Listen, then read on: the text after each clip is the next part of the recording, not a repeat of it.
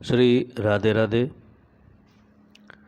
सभी श्रोताओं का व सभी प्रिय विद्यार्थियों का मैं विपिन वर्मा स्वागत करता हूं। सभी को राधे राधे, नमस्कार। वास्तु क्लास 26 मैं वेद पढ़ा रहा हूं और आप लोग बहुत दिल से पढ़ रहे हैं। इसी अनुभूति के साथ लेके चलते हैं। हमने 16 हेडिंग्स कंप्लीट कर लिए थे। 17 पे हम आज बात करेंगे। हेडिंग नंबर 17 लिख लीजिए, मंदिर वेद डैश विनाश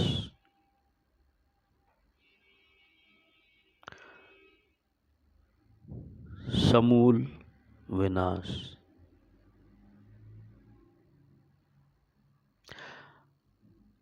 मंदिर द्वार वेद। यदि आपने पहले के एपिसोड सुने हैं तो मैंने उसमें बताया है कि मंदिर से जो नीचे नीचे ज़मीन में ऊर्जा चलती है वो 200 मीटर तक जाती है और निगेटिव इम्पैक्ट देती है। उसका जो असर आता है वो निगेटिव आता है। तो किसी भी बड़े मंदिर के आसपास के ज़्यादातर मकानों में आपको जीवन कष्टप्रद ही दिखेगा। समूल विनाश या विनाश। विनाश मतलब नष्ट हो जाना कह सकते हैं। पिताजी ने एक मकान बनाया, 4 बच्चे पैदा हुए, 4 बच्चे उसमें सुख से रहे और फिर पड़ोस में किसी ने अपने प्लॉट पे मंदिर बनवा दिया। चारों बच्चों की धीरे धीरे करके शादियां हुई, कष्ट में रहे, नौकरी की, अपना काम किया, स्तर बढ़ सकता था पर नहीं बढ़ पाया। उन्हें उसका कारण पता नहीं, लाइफ स्ट्रगल में जा रही है। बहुत कुछ चीज़ें अब संभालते संभालते काफ़ी कुछ उलझा जा रहा है और धीरे धीरे करके शादियां हुई, नहीं हुई, देरी हुई, बाहर कमाने चले गए और धीरे धीरे करके उस घर से दूर चले गए। शादी होने के बाद खर्चे बढ़े तो चले गए, या शादी हो काबिल बन जाए तो शादी हो जाए इसलिए चले गए, या भाग्य में कुछ ऐसा लिखा था कि स्थान परिवर्तन पर भाग्य वृद्धि, तो वो तब चले गए। कारण चाहे कोई भी रहा हो, पर जिस मन और इच्छा से, मन इच्छा बुद्धि लगा के पति पत्नी ने बच्चों को पालना संवारना ढालना चाहा था, वो नहीं हो सका और विनाश होता चला गया। कुछ लोगों की तो प्रॉपर्टियां भी बिक जाती हैं। अगला हेडिंग 18 नंबर, कील वेद डैश अग्नि भय।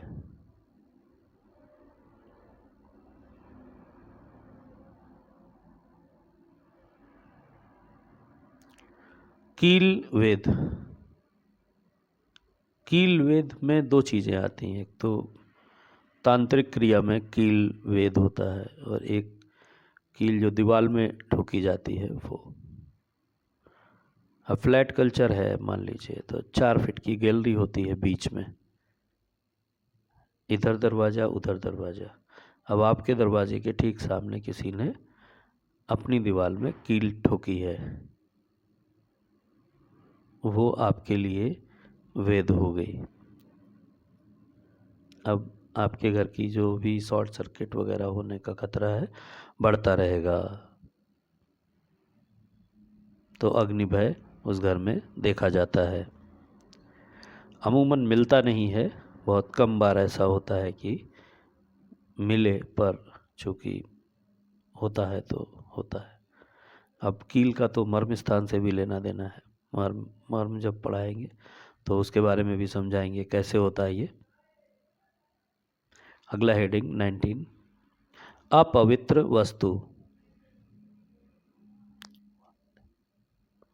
डैश गृह स्वामिनी को कष्ट।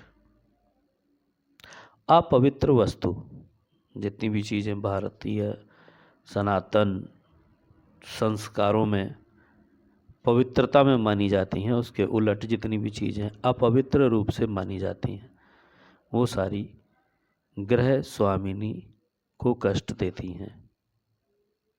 अब कई बार गृह स्वामिनी के अपने मानने के ऊपर भी है कि वो किसी भी चीज़ को पवित्र या अपवित्र क्या मानती है।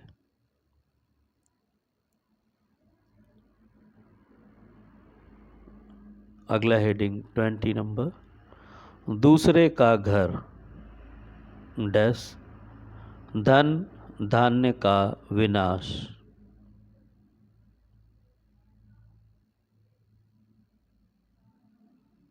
बहुत सारे मोहल्ले, बहुत सारी कॉलोनियाँ इस टाइप की हैं जहाँ पर हम एक छत से दूसरे की छत, दूसरे के छत से तीसरे के छत तक और उसके घर में जीना से उतर के अंदर और बाहर जा आ सकते हैं। पहले का कल्चर ऐसा ही हुआ करता था।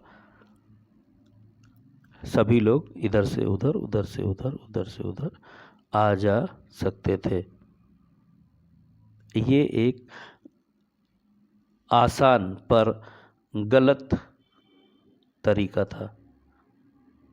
ये इससे ऊर्जाएं इधर उधर होती हैं, विखंडित होती हैं और विनाश होने का काम होता है। ये तो छतों का हमने बता दिया। अब हम दरवाजे की बात करेंगे। दूसरे का घर,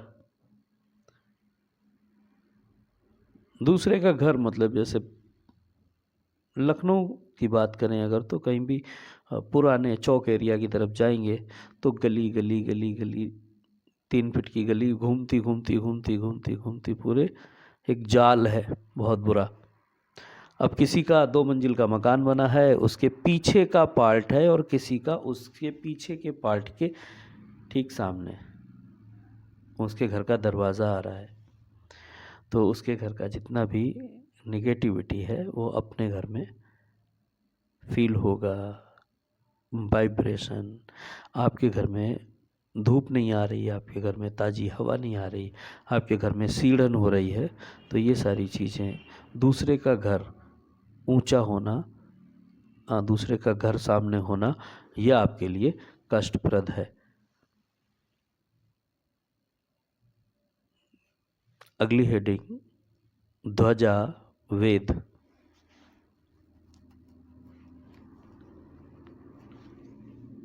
द्रव्य का नाश।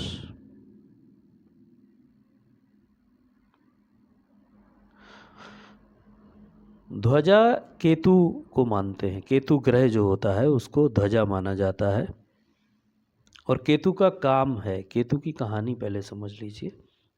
एपिसोड खींचना नहीं है, इसको सही से समझाएंगे तो हल्का सा विस्तार तो देना ही है। ध्वजा मतलब राहु और केतु की कहानी तो आपने पढ़ी होगी ना जी।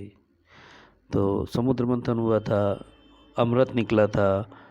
राहु और केतु पहले एक ही थे। वो राक्षस था स्वरभानु। स्वरभानु जो राक्षस था उसने देवता का रूप रख के वहाँ पर देवताओं की लिस्ट में लाइन में बैठ गया और उसने एक बूंद अमृत का पान कर लिया। एक बूंद अमृत पीने के बाद वो अमर हो गया। विष्णु जी ने उसकी गर्दन काट दी तो सर जो है वो राहु बना और धड़ जो है वो केतु बना। अब आंखें बंद करके आप फील करिए कि किसी का सर ना हो, केवल धड़ हो, तो वो कहाँ जा सकता है। आंखें बंद हो, अंधेरा कमरा हो, तो आप चलना चाह रहे हैं तो आपको कुछ भी दिख नहीं रहा, मतलब आपको कुछ भी आगे का पता नहीं है। खाई भी हो सकती है, गिर भी सकते हैं, कोई चीज़ टकरा भी सकती है, कुछ भी हो सकता है अंधेरे में। तो हम टटोल टटोल के चलते हैं, मतलब हमें दिशा भ्रम है, हमें संकेत नहीं मिल रहे हैं, हमको कुछ सूंघने में नहीं आ रहा है, हमको कोई स्मेल नहीं मिल रही है, हमको कुछ हम बोल नहीं सकते, कुछ कर नहीं सकते। ऐसी स्थिति में आप खिसियाए से गिग्गी बंधे हुए कंडीशन में रहें, डरे हुए से रहें, आपको आगे जाने में भय हो, तो आप क्या चाहेंगे कि सर मिल जाए। अब सर कैसे मिलेगा, सर तो है नहीं। तो ध्वजा का काम है ऊपर की ओर उठना, ऊपर की ओर उठा हुआ जो ध्वजा है। अब मान लीजिए किसी के आसपास में इस प्रकार का कोई आर्मी का एरिया हो, जिसके पास में कोई कॉलोनी हो और किसी का घर बाउंड्री से सटा हुआ हो, और झंडे की परछाई या किसी मंदिर में लगे हुए झंडे की परछाई, ध्वजा की परछाई आपके घर में आती है, तो वो केतु का इम्पैक्ट माना जाएगा। विचार बहुत ही आपके किसी भी चीज़ से विरक्ति के प्रकार के हो जाएंगे, हर चीज़ से जुड़ाव नहीं रहेगा, जुड़ाव फील नहीं करेंगे। तो ध्वजा या केतु की बात मानी जाएगी यहाँ पे। केतु को हर चीज़ से विरक्ति रहती है, वो सब कुछ छोड़ना चाहता है, वो किसी भी चीज़ को पकड़ना नहीं चाहता। उलट राहु हर चीज़ को पकड़ना चाहता है, सब कुछ राहु को चाहिए, जो कुछ भी दिखता है वो सब राहु पाना चाहता है। तो ऐसी कंडीशन में हमको द्रव्य का नाश होता है। अगर हम काम पे नहीं जाना चाहें, हम ड्यूटी पे नहीं जाना चाहें, हम नौकरी पे नहीं जाना चाहें, ऑफिस नहीं जाना चाहें, दुकान नहीं जाना चाहें, जो हमारा रोजी रोटी का जहाँ से व्यवस्था होती है हम वहाँ ना जाना चाहें, तो ये दो तरीके का विरक्ति लाने का काम होता है। उस घर के लोगों के अंदर विरक्तियाँ आ जाती हैं और वो जुड़ना नहीं चाहता, वो अलग रहना चाहता, दूर रहना चाहता, काम पे नहीं जाना, जाएगा नहीं तो कमाएगा कैसे, तो द्रव्य का नाश करेगा। अगली हेडिंग लिख लीजिए 22 नंबर, शमशान डैश डर व भूत बाधाएं।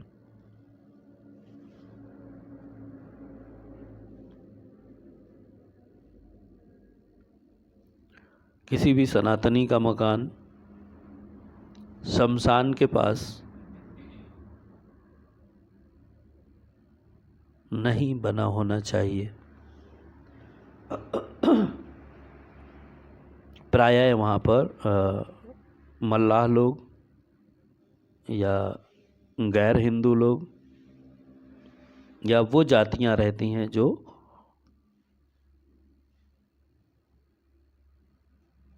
हमारे आसपास में रहना ठीक नहीं समझते,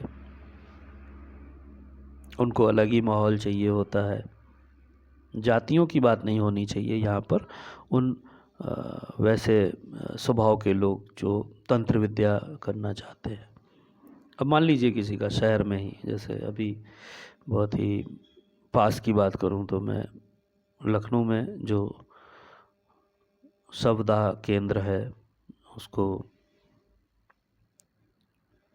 हाईवे से सटा हुआ है, जो लोग जानते हैं वो समझ जाएंगे। हाईवे से वीआईपी रोड से सटा हुआ है मुक्तिधाम, और उसकी जो बाउंड्री है, अभी तो प्लॉट एरिया निश्चित होता है तो नगर निगम में सारी चीज़ें आती हैं, और एरिया जो है वो बाउंड्री से पैक किया हुआ है, और बाउंड्री जो है वो 6 या 8 फीट की है, और उसके बाद 2-2 3-3 मंजिल के उस बाउंड्री से सटे हुए मकान हैं।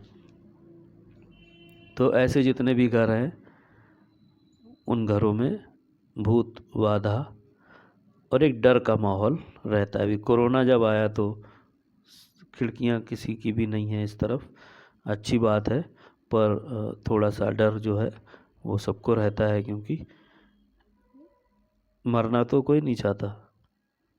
तो ये शमशान अगर है किसी का घर ऐसी जगह पे जहाँ पर दाह संस्कार होता है, तो वहाँ पर एक अनजानी सी जो बात है, अनजाना सा जो डर है वो रहता ही है। तो भूत बाधा व डर का माहौल वहाँ पे रहता है।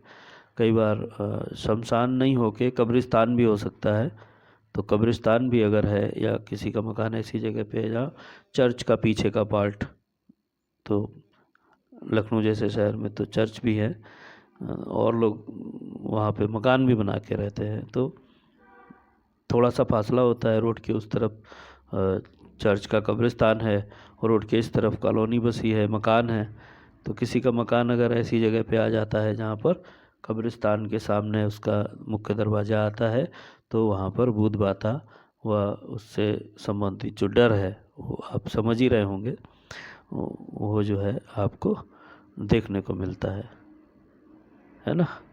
तो अगली हेडिंग 23, चबूतरा वेद डैश मृत्यु।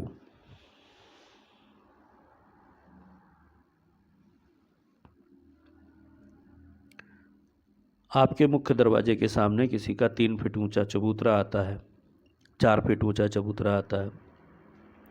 लोग टैंक बनवा देते हैं, उसमें सेप्टिक टैंक बनवा देते हैं, और ऐसा सेप्टिक टैंक वाला चबूतरा आपके मुख्य दरवाजे के सामने आता है तो उसे एक वेद माना जाएगा। और ऐसा चबूतरा जिसमें निगेटिविटी ही भरी है, वो आपके घर में,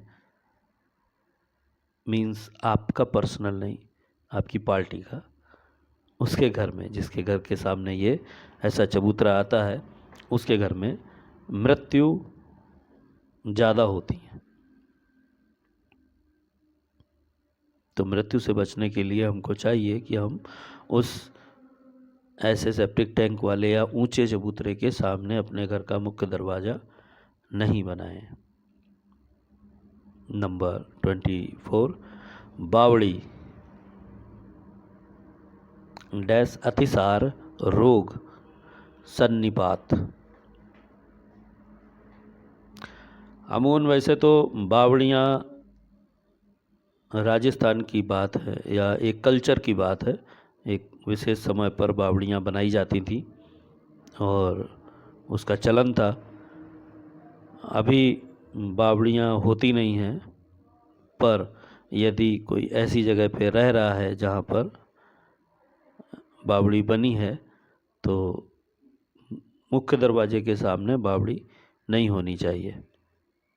अतिसार रोग, लगातार जो रोग रहते हैं, लंबी बीमारी जिसे कहा जाता है, इस प्रकार के रोग जो है वो उस घर में होते हैं।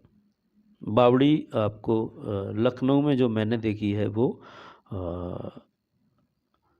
भूल भुलैया जो बड़ा इमामबाड़ा है उसके अंदर एक है, जिसको देखा है। आप लोग भी आइए घूमने तो कभी देखिए, या जो लोग रहते हैं लखनऊ से ही हैं वो लोग जाते हैं तो उन्होंने देखा होगा। तो बावड़ी जो है वो कुएं का एक विस्तार रूप है, जहाँ पर कुएं में हम केवल रस्सी नहीं डालते, बल्कि हम कुएं के आखिरी तल तक एक सीढ़ी बनाते हैं और डायरेक्ट उन सीढ़ियों से उतरकर हम उस सोते तक पहुँचते हैं जहाँ से जल मिल जाता है हमें, और हम उस जल का प्रयोग करते हैं एक सरोवर या तालाब की तरह। अगली हेडिंग लिखेंगे 25, कुम्हार का चक डैश हृदय रोग व परदेश वास।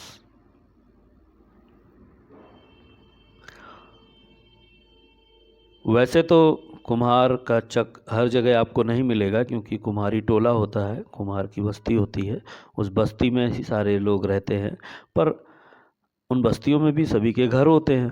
अब मान लीजिए किसी एक का घर या किसी ने अपना घर बेच दिया, किसी दूसरी कास्ट के लोगों ने जाके वहाँ पे घर ले लिया, और उनके घर के ठीक सामने थोड़ा सा ओपन एरिया है और वहाँ पर डेली कुम्हार चक चलाता है और मिट्टी से कुछ ना कुछ सामान बनाता है, और वो जो प्रक्रिया होती है उसके ठीक सामने आपका मुख्य दरवाज़ा आता है या आपकी पार्टी का घर का मुख्य दरवाज़ा आता है। तो यहाँ से हृदय रोग, लगातार जो घर्षण हो रहा है, वही मान के चलिए एक छोटी फैक्ट्री जैसी है, छोटा सा उत्पादन केंद्र है, वहाँ पर एक मशीन चल रही है और वो मशीन निगेटिविटी छोड़ रही है और तब पॉजिटिव चीज़ का निर्माण हो रहा है, और उससे जो गति बनती है वो एक घूर्णन है, और वो घूर्णन आपको हृदय रोग देगा। या फिर हम उसे एक इस प्रकार की ऊर्जा मान लें कि वो आपको परदेश गमन देगा, बाहर जाने की एक फिक्स एनर्जी देगा, और उस घर के जितने भी जातक हैं उनमें से अधिकतर, सभी तो नहीं मैं कहूँगा क्योंकि सभी कहना अतिशयोक्ति हो जाएगी, पर लगभग लोग घर से बाहर जाके कमाना चाहेंगे, घर से बाहर जाके रहना चाहेंगे। तो कुम्हार के चक तक की बात हम आज किए, तो एक बार रिवीजन कर लेते हैं। 17 नंबर से हमने शुरू किया था मंदिर द्वार। मंदिरों का जो निर्माण होता है उसमें कई बार जो पद वास्तु होता है वो 1001 पद वास्तु होता है, और शालाओं का निर्माण होता है उसमें भी पद वास्तु जब देखते हैं तो अधिक होता है। पॉजिटिव और नेगेटिव एनर्जी वैसे ही होती है। जब दूसरी कहानी एक आपको सुनाना चाहेंगे। मैं सिलेबस लेके भाग नहीं रहा हूँ, क्योंकि सिलेबस लिखवा दूंगा तो आपको समझ में नहीं आएगा। जब तक आप उदाहरण देने के लिए आपको तथ्य नहीं मिलेंगे, आप पहले से उदाहरण को एक्सपीरियंस नहीं करेंगे, तब तक आप उन चीज़ों को समझ नहीं पाएंगे या सामने वाले को स्पष्ट नहीं कर पाएंगे। आपने कह तो दिया कि ध्वजा वेद होता है, पर यदि आपको स्वरभानु नाम याद नहीं है, आपको राहु केतु की कहानी याद नहीं है, तब तक आप उस चीज़ को स्पेसिफाई नहीं कर पाएंगे, आप उसको सही से रख नहीं पाएंगे सामने के वाले के सामने। तो हम पद वास्तु की बात कर रहे थे। तो गयासुर, अगर कभी आप गया धाम जाएं, बोध गया जिसे कहते हैं या बौद्ध गया कहते हैं, या बिहार में जो गया है जहाँ पर हमारा तर्पण का काम होता है, हमारे सारे पूर्वजों को जहाँ पे स्वर्ग धाम की प्राप्ति कराने के लिए मार्ग प्रशस्त किया जाता है, उनको इस जीवन में फंसे रहने से निवृत्त करने की प्रक्रिया कराई जाती है, और हम सभी लोग पूरी श्रद्धा भाव के साथ में वो करते हैं। उसकी कहानी पर हमें जाना रहेगा। वहाँ पर कहते हैं कि उल्का पिंड एक गिरा था, और वहाँ पर एक पत्थर है, जिस पत्थर की जो निर्माण जिस चीज़ से हुआ है उस पत्थर का, वो निर्माण सामग्री पूरे भारत देश में कहीं भी किसी भी पत्थर से, किसी भी मिट्टी से, किसी भी खनिज से उस पत्थर की खनिज मैच नहीं करती। वो किसी दूसरी जगह से आया हुआ पत्थर है। तो उस पत्थर की जो खनिज है, जो उसका जो रॉ मटेरियल है, पदार्थ की वजह से जो वो पत्थर बना है, वो हो सकता है लावा टाइप कुछ हो, जो पहले सॉफ्ट था, गर्म था, ठंडा होने पे मजबूत हो गया, या हो सकता है वो पत्थर ही आया हो। वो अलग तरीके का पत्थर है, और उस पे एक पद चिन्ह है जिसे विष्णु जी का पद कहा जाता है, उनके विष्णु जी के पैर का। अब कहानी क्या है। गया नाम का एक राजा था, और उसने विष्णु जी की बहुत पूजा की, और उसने ये वरदान पाया कि मेरा जो नाम ले ले वो तर जाए, उस जीवन मरण के चक्र से फ्री हो जाए, उसको आप अपने श्री चरणों में स्थान दें।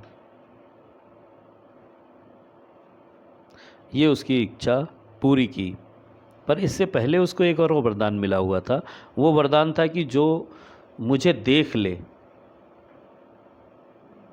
वो फ्री हो जाए, इस आने जाने के चक्कर से, जीवन मरण के चक्कर से फ्री हो जाए, वो इन चक्करों में ना पड़े।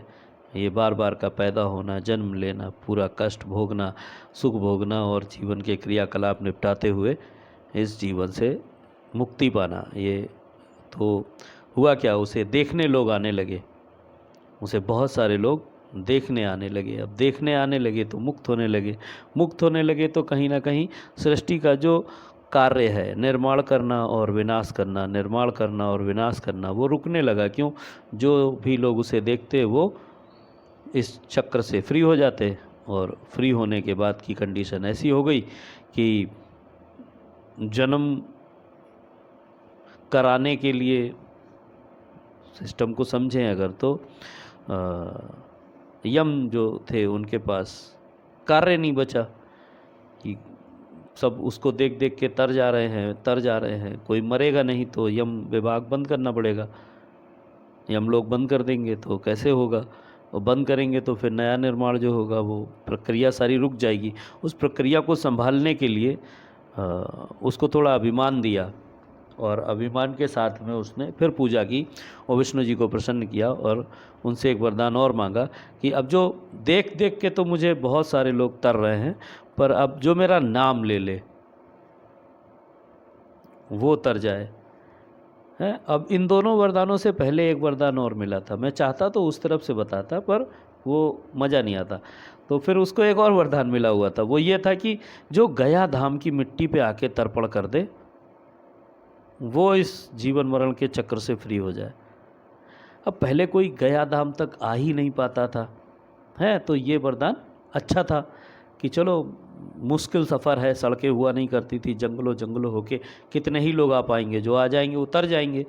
फिर ये हुआ नहीं जो आ जाएं वो हमें देख लें वो तर जाएं, ये भी एक स्टेप हो गया। अब चलो यहाँ तक हो गया कि जो लोग आ जाएंगे वो गया धाम आ जाएंगे तो भी तर जाएंगे, और उसको देख लेंगे तो भी तर जाएंगे। ये बहुत जगह जाएगा ही कहाँ, सड़कें वगैरह उतनी होती नहीं थी, तो फिर ठीक है वो वरदान भी हो गया। अब वो नहीं जो मेरा नाम ले ले, अब ये थोड़ा सॉफ्ट बात हो गई, ये ज़्यादा संकीर्ण हो गई मानसिकता।